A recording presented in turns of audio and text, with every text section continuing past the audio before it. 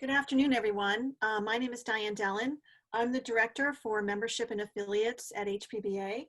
And I just want to let everybody know before we get started, if you have questions, please put them in the Q&A and then we'll be able to answer them. I also want to let everybody know that we'll be recording this webinar, and the webinar will then be posted on our website so that you can view it later. So I just want to say good afternoon to everyone. And I would also like to introduce our speaker, Joe Malevsky. Joe is the CEO and founder of JRM Sales and Management, which is a business consulting practice founded in 2001. With his more than 40 years of industry experience, he has helped improve the operational performances and profitability of hundreds of companies. Thank you, Joe, for presenting today's webinar. Thank you, Diane. A little bit more about my background. I don't have an MBA. I've been kind of like many of you. I've grown up in the retail industry, getting my fingers dirty. My father had a little grocery store in New York when I was a kid, and he parlayed that into a chain of grocery stores. And so even when I was about 5 years old, I was in retail. I really didn't like it, swore I'd never get into it. Went to school at the University of Minnesota, got a degree in psychology, found myself working in a warehouse with that degree, and happened to be a retail warehouse. And so over the years, I pretty well have done everything there is to do in this industry. I have managed single stores for small companies, managed up to 35 stores at a time as a vice president of the company, sold on Salesforce on a commission basis, had bottom line financial responsibility. Was also a turnaround specialist for one particular large retailer that I worked for, which is where I learned that I could do this kind of work.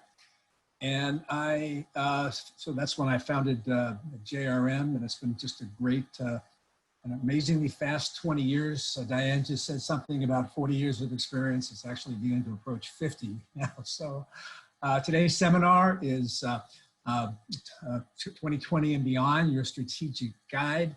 You can, as Diane said, you can certainly chat questions. You can also reach out to my company. If you call my office and have specific questions you'd like to talk to me about, they'll set up a time for us to talk. So in order to go ahead and implement a strategy, you got to kind of know, what is that strategy going to be? I mean, what's your goals? What are you trying to strategize?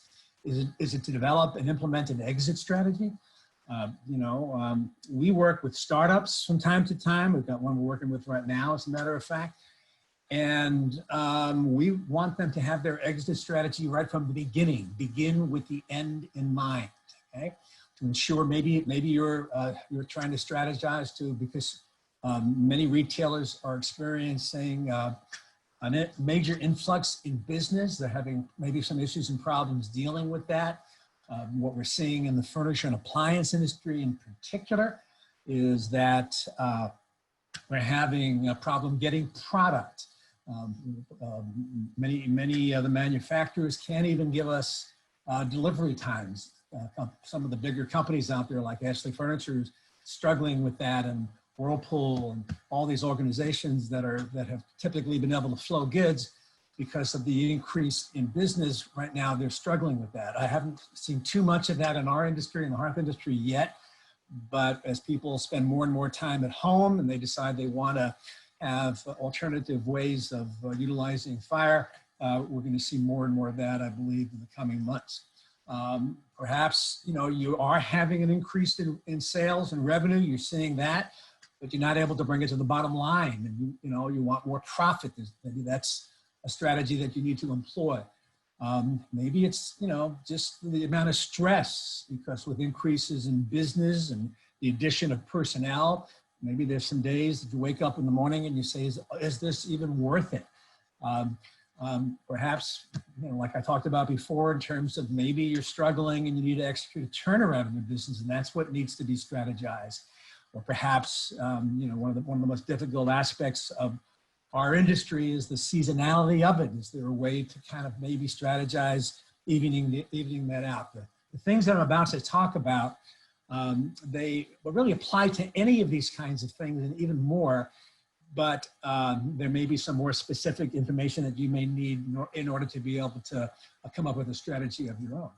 So, I mean, who would have thought back 8 months ago that our world would look the way that it does today, you know? And I've always said, you know, I love change. It's one of the things that keeps this old guy going. It's the excitement of that, the challenge of trying to figure it out proactively and then reactively when I have to. But this has been truly, truly unprecedented. But you know, that's the only thing we can guarantee is that things will change. And over the years, you know, we've seen companies that have struggled during the best of times, and not just our clients. You know, you can go back and you can look at, you know, huge retailers, mega retailers that have gone under during great times because perhaps they didn't understand what their own strategy was, and they made changes that were incorrect to their business, and their businesses failed. We've also been around companies that have excelled even during the toughest times. This is one of my favorite little prayers, if you will, the Serenity Prayer. You know, God, grant me the serenity to accept the things I cannot change, the courage to change the things I can, and the wisdom to know the difference. This is going back, I believe it was about 2006, 2007. I was at an event, and I was in an elevator, and a gentleman that was in the elevator with me had his name tag on it. It indicated that he was from the state of Michigan. And I offered some kind of an empathetic comment because, you know, Michigan over the years has really struggled economically. And so I said to him, when I offered that, he kind of looked at me kind of strangely and said, well, I don't know what you're talking about. I decided long ago not to participate in any downturns in the economy. I do, however, encourage my competitors to participate.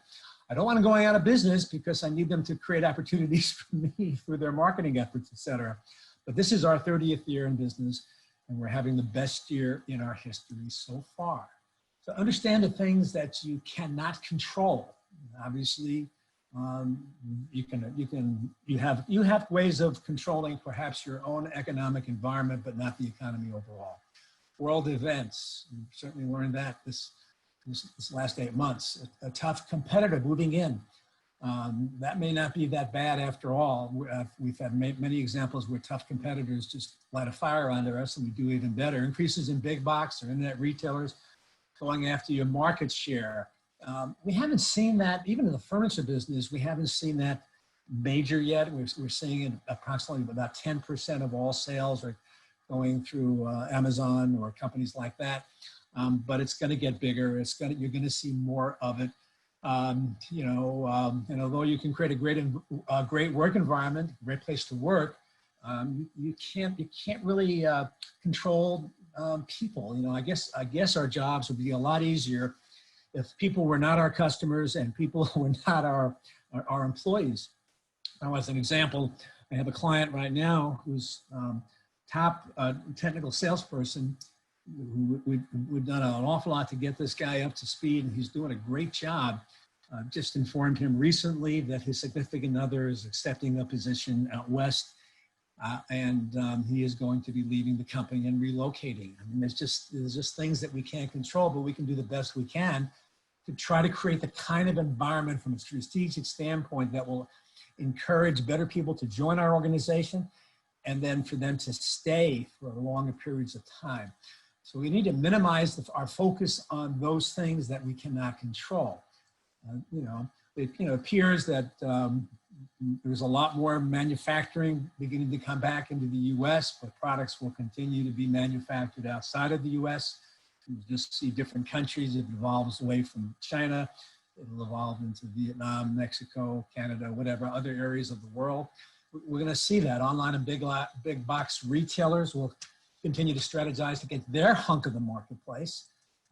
Category killers, there's really no such thing that truly in our industry yet, in the hearth-related industry, but I can tell you that I know of a couple of folks that are looking to become just that. They're trying to franchise their concepts. They really want to grow. They're very ambitious.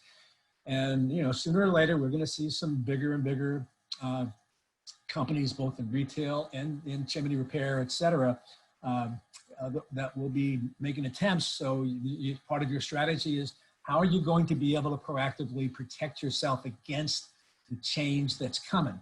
Many manufacturers will attempt to force you to buy too much merchandise. And I can tell you right now in the furniture and appliance business, since they can't get product there, they're buying anything and everything that they can get their hands on.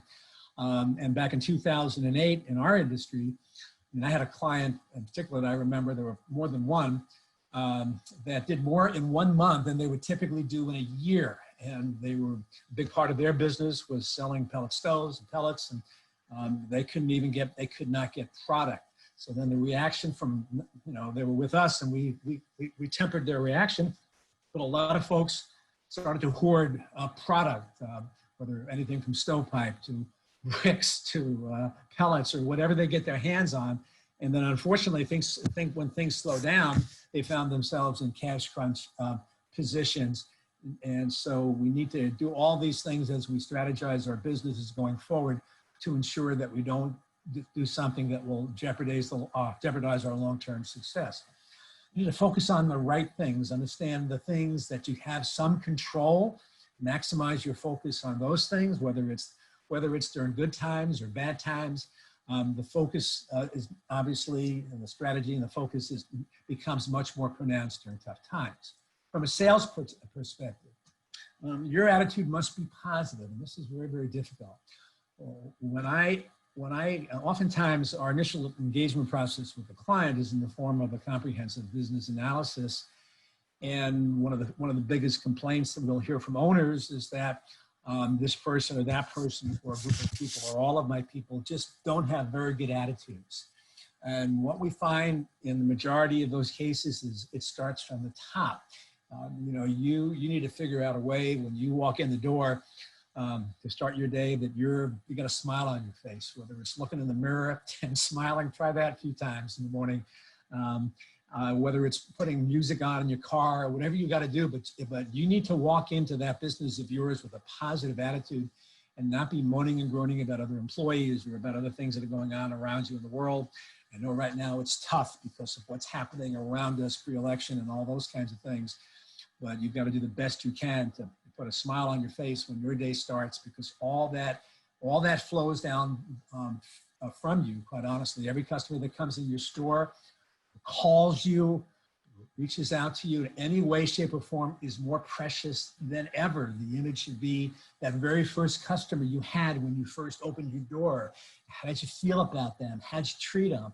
I mean, that's really what every single customer that approaches you deserves. And you've got to build in the strategies to ensure that that's going to happen by building up your sales team professionally. If you're not measuring traffic, if you get nothing else out of the 40 or 45 minutes we're spending here together, start to measure traffic. How do you know just what's happening to your business if you're not measuring traffic? And not just store traffic, but today incoming phone calls, social media, website hits. All of these kinds of things are critical to the success of your business. And we're not talking about not just the overall traffic coming in your store, but the amount of traffic greeted by each salesperson on your sales staff, or by your call center personnel, or by your selling technicians when they get into the home. They're being given opportunities. Those opportunities are expensive because you're building those opportunities from your location, from your marketing efforts, and the goodwill that you provide and taking care of customers that are having issues. All of these things are investments and part of your strategy, and it becomes critical that you measure this. Again, that which is measured can be changed proactively. That which is not measured will change whether you like it or not, but you're not going to be able to properly be prepared for it or properly react to it when you would want to. Expect your staff to participate in generating traffic. Have them go out and after it. Have them follow up on leads from people that didn't buy from them in the past. And those that did, they may have upcoming needs. We may have put one fireplace. They may have two fireplaces.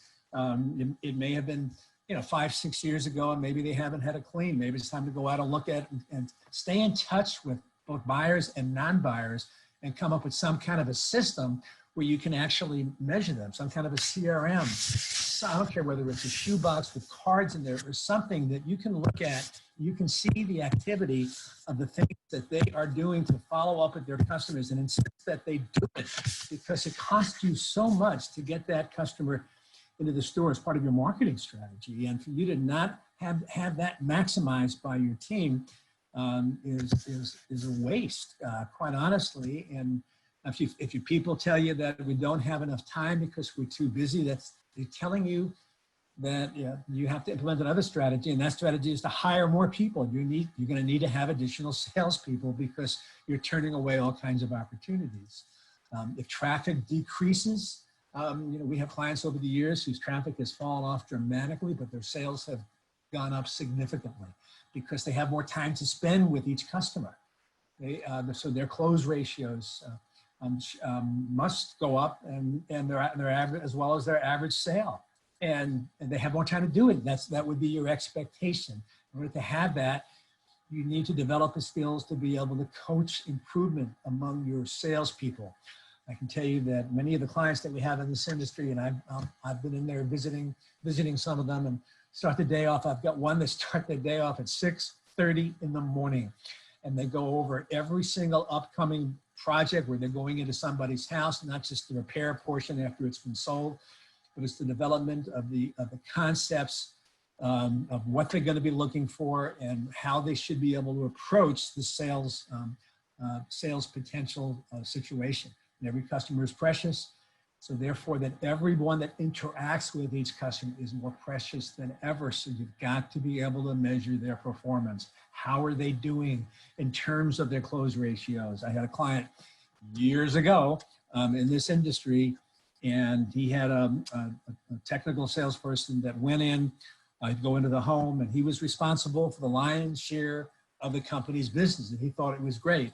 But when we started to measure performance, the reason that he was so good is because he was getting most of the opportunities, and that some of the other folks that were not, when we began to look at how effective they were from a sales perspective, there was no comparison. So we actually had to eventually take him out of his sales role and put him into more of a technical team leader and build up and other people on his staff and give them greater opportunities. But if you don't measure this stuff, you have no way of knowing this. From a marketing perspective, and again, it goes back, if you don't know how advertising is designed to bring qualified companies into your store, or if you're a service company to give you the appropriate opportunity through phones or email or social media hits, that's what advertising is designed to do. And without traffic counts, how can you truly know your advertising is effective?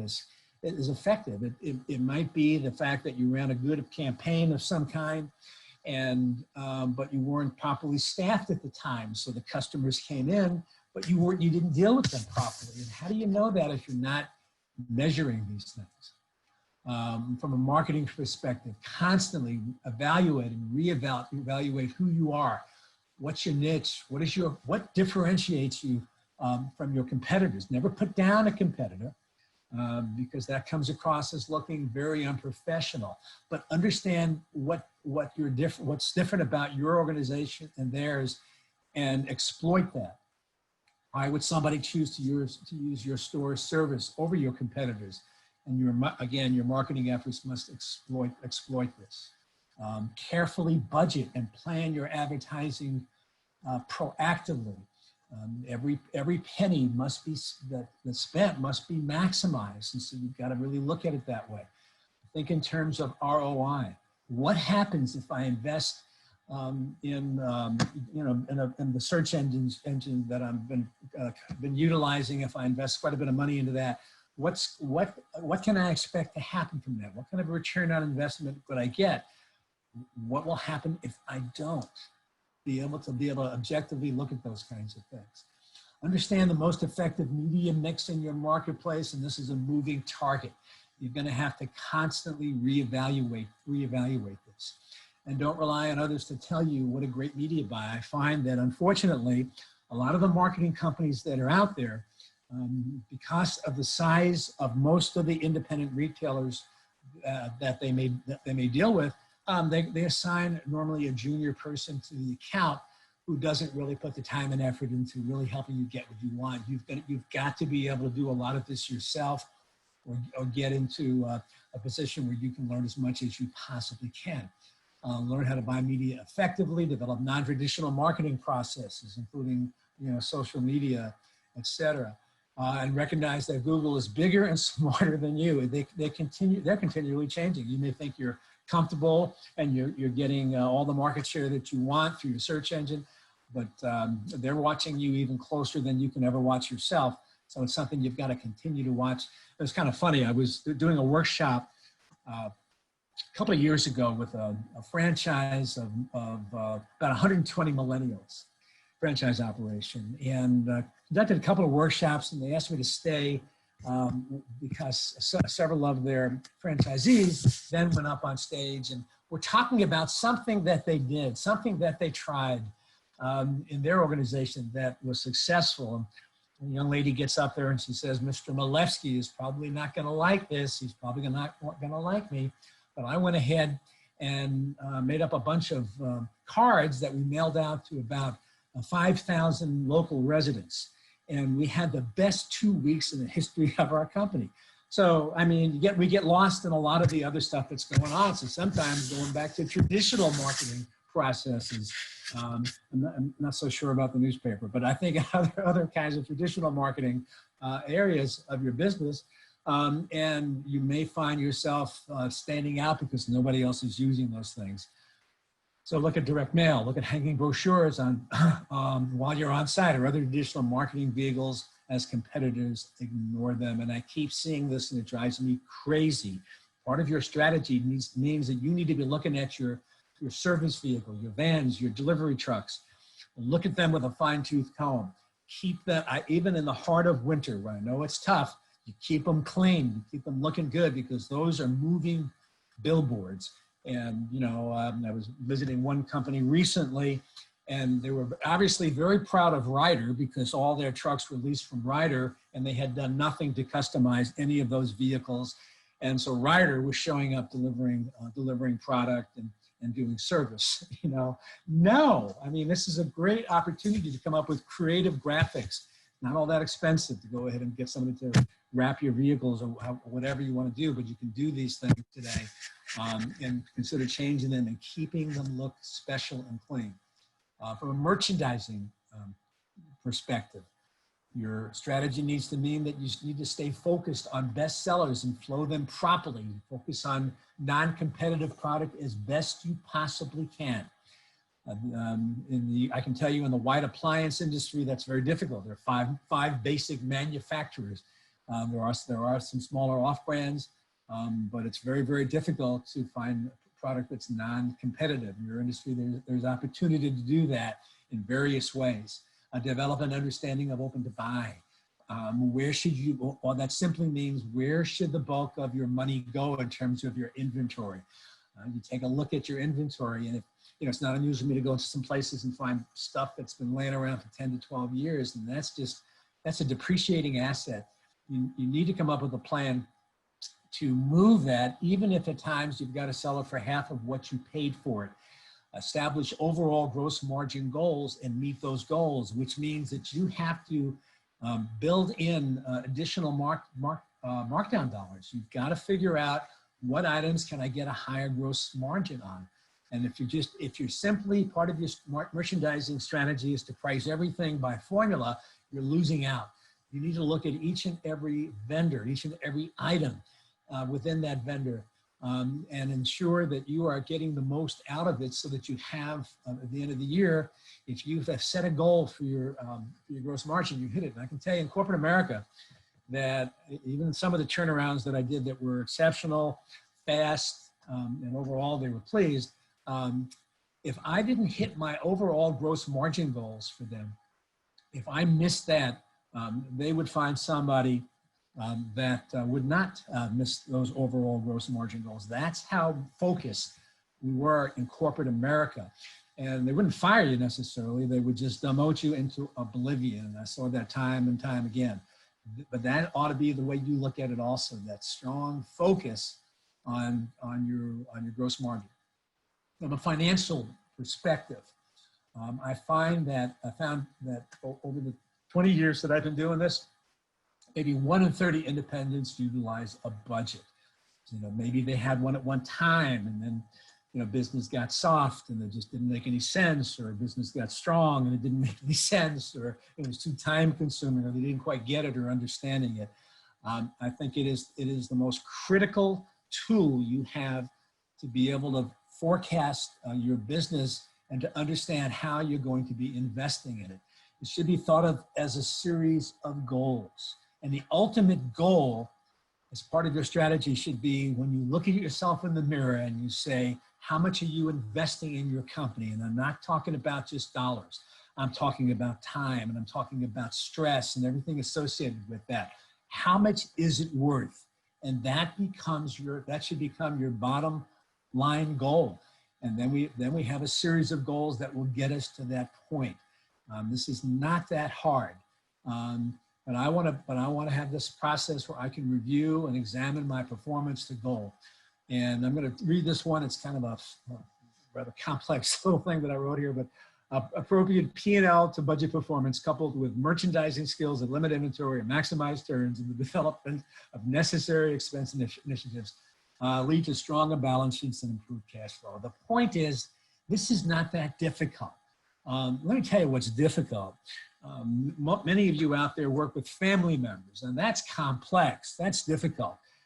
Many of you have started your business from scratch, maybe out of your garages, and have figured out a way to grow your businesses to the points where they are today. That's difficult. When it comes to producing and working a budget, most of you just don't know how to do it, but it is not that complex compared to a lot of the things that you've accomplished. Blinding cutting expenses may not be the best practice. A major retailer, I guess maybe I'll avoid naming that retailer, although they don't exist anymore. In the appliance and electronics business, was one of the best retailers that was out there, and they brought on a bean counter. Now, I'm a numbers person. I love numbers, and when I can use them to my benefit. But they brought on a bean counter, and the bean counter said, well, look at all those salespeople that are making 6 figures. That's ridiculous. We need to cut their commissions in half. And we're going to put a lot more to the bottom line, and the board of directors and our investors will be very happy with us when we're able to pull that off. And within 2 years, this major retailer was gone. Again, blindly cutting expenses may not be the best practice. Being able to forecast where you can go up and you can go down, maybe. Or from an organizational perspective, if there's a lot of stress and conflict, if leadership says, don't do what I do, do what I say. Every mistake is aggressively noticed and maybe even publicly expressed. When they do well, they're just doing their job. After all, that's what I pay them for, right? If your systems are not developed and there's blockages and you believe maybe you're the only one that can fix it, you're misguided. Most of your people have enough knowledge. If we can channel it properly to fix your systems.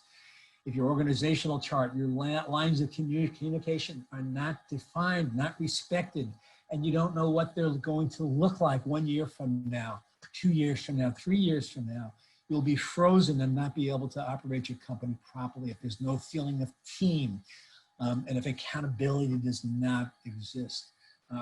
People are afraid to hold people accountable, and they say, well, I'm just a nice person. That's why I don't do it. But I find that that's really a poor strategy. What really is there, that we're afraid that if we try that, we're going to lose them. I have a very strong staff that I surround myself with, and I'm afraid not to hold them accountable, and they want that. The only person on my staff that I find very difficult, if not impossible, to hold accountable is my CFO, because every time I try to do it, she threatens to go to her brother-in-law up in Minnesota, who is a divorce attorney. So beyond that, I'm willing and able and want to, and people want that in a world where, quite frankly, where there's not a lot of accountability. It seems to be getting worse and worse as time goes on.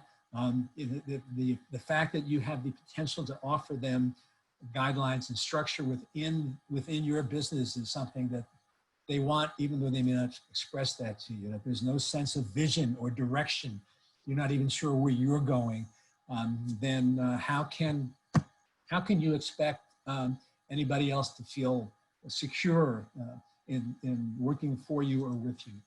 The service perspective, obviously, you know, this is the key. This is what will differentiate you from your strategy going forward. I've seen some incredible variances in this business on the service side that just amaze me. We had one client in particular that I think goes so far up and above and beyond that it just blows me away every time I go out to visit this particular client. I've seen others out there that just don't understand this at all and how important this is. But it won't happen in a stressful, disorganized environment. And it won't happen without being able to measure how they're doing out there in the field or in the store. It can't consistently happen without clear goals and cannot happen without accountability. For you to survive tough times and flourish in the good times, you must continually to strive to create a customer experience that strategically surpasses expectations. And that puts you into an area that the big boxes and the internet are never going to be able to touch, but that's who you need to be, obviously, going forward. So the areas that in business that must be in alignment, the image that you portray in your marketing efforts should meet or exceed expectation as your customer pulls into your parking lot or as your vehicle and your employees pull up into the driveway of a customer's home. Then should meet or exceed expectations when they walk in your front door and see the interior of your store. Then should meet or exceed expectations when they're approached or greeted and assisted by your salespeople. Then should meet or exceed expectations when they're ready to apply for credit or pay for their merchandise or service. Then should meet or exceed expectations when they go through the delivery, installation, or repair process. Then should meet or exceed expectations when they have issues or concerns post-delivery. If any one of those 7 areas are not properly in alignment, then your business will never be able to maximize its potential and could eventually fail. You know, I had a client, not a client, but a friend of mine years ago that started a business in the furniture industry where he bought discontinued items, and he would go and rent out a Walmart, an old Walmart or Kmart or something. The parking lots were not repaired. You'd walk in the stores and the stuff was just lined up. The salespeople could be in shorts and t-shirts. They wouldn't deliver anything. You had to go get they could give you an outside service to pick it up and deliver it for you, or you had to go get your own pick-me-up truck to go ahead and do it. But you know something, the thing about it, that's marketed. They marketed based on price, and everything was in alignment. I'm not encouraging you to do that, but for him, it worked. So you just need to really examine, take a step back and look at your business from that perspective. Your strategic guide, the way to survive tough times, is to run your business professionally, both in tough times and proactively in the not so tough times. And this applies to all areas of your business.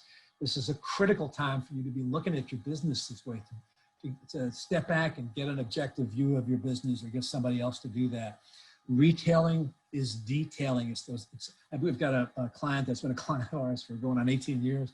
And when he's asked why, you know, what are the 1 or 2 things that they've done that have made you stay with them so long, and he looks at him very, I don't know. Because it's not just one thing, it's a whole bunch of little things that add up to make it happen. But for that to happen, you're going to be open, you have to be open to change in the very culture of your company. And that's, you know, kind of who we are.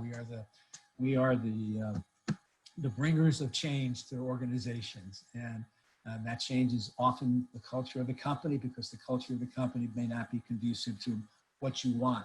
The not so strategic change is to resist change and wait for things to get better. They may or they may not. Change is coming, always coming. Proactively embrace it. For those of us that do, the future is exceptionally bright. Great attitude starts from the top, and poor attitude is simply not tolerated. I visited a client recently. They have a salesperson that sat down with me and said, yeah, I'm not happy with how I'm being treated, and I've already contacted an attorney. And yet that person is allowed to continue to work there at that store, and has been for 6 months. That's how long they've been there, but it's 6 months too long. We simply cannot tolerate that. I want to make sure that we cover ourselves legally. If somebody ever mentions the word attorney, it's time to stop your discussions and contact your attorney. Focus on the right things. Measure sales performance and learn how to coach sales improvement. Plan and budget and utilize the web to develop your message. Become great merchandisers. Budget, review performance, cash flow, understand how to come up with company initiatives so that you're looking at your performance, the budget on a monthly basis. Create a great place to work and it will become a great place to shop, and ensure that all 7 areas are in alignment. Look, I mean, you can, I don't know if there's questions, we'll come up here in a little bit and we'll find that out. But we're also offering to members of HPBA a free 60-minute consultation. You can email at info@jrmsales-manage.com or call 678-574-0937. There's no cost associated with this. That's why it's free, yes. There's no obligation for you to do anything at all. Obviously, we feel that there's an opportunity for us to work together, and we'll explore that with you. But the main goal will always be for us to see if we can help you. And we've had dozens of these kinds of consultations over the years with HPBA members, and they haven't paid a penny, and they feel they've received quite a bit. The JRM offers something called the business analysis, which I'm going to explain. We do succession planning, exit strategy, sales training, and sales management, organizational development that helps to create that great environment, merchandising, business plans, budgeting, and financial controls, roundtable groups, which are like, mixed groups or performance groups, those kinds of things. Our clients are very diverse, from very, very small to some are large. Most of them are independent retailers that are very similar to the one that you look in the mirror every single day if you're a member of HPBA. We're in major cities and all across small town America, not so much right now internationally, but we've had numerous clients in Siberia, Russia, whatever, Panama. I mean, we've been blessed to have been able to do this all over the world. In every single imagination, the 3 basic categories. Some are in serious trouble, some are not, but they feel stuck and they want to get to the next level. And some are the the leaders in their industry, but that's part of why they are. They're looking for an objective way, and they're constantly open to those things. During an analysis, we reinforce the good, we confront the things that are hurting you, we revert changes that you thought about making, but for some reason have not. We share new ideas of new ways of looking at your business, and we tell you how to make your business more profitable, more productive, increase its value, and how to strategize to keep it safe. 3 possible outcomes. It's typically 2 days on site. We have a day of preparation. You've got about 30 minutes of preparation. But if you don't think it's worthwhile, it doesn't cost you a penny. If you tell us it's worthwhile, you pay our fee, which is for HPBA members, typically $2,000 plus travel-related expenses, and that may be all we do for now, or you decide that you want a proposal on how we can help you to implement those changes, and you become a client of ours. But the analysis itself will be 2 of the best days that you've ever spent working on your business. Again, I encourage you minimally take advantage of the consultation, and I don't know if we have questions. At this point, I was looking at the Q&A, but right now we don't have any at this point. Then in that case, can I give out a test to them all to see how well they were paying attention? Certainly. Okay, I'm going to do that. But good, I appreciate that. And again, I encourage anybody to take a screenshot of this and reach out to me if you would like. Joe, thank you so much for your presentation.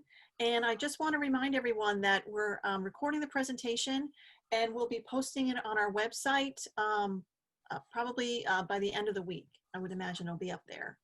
So Joe, thanks again. This was a wonderful presentation. Very welcome. Thank you, Dan. Appreciate it.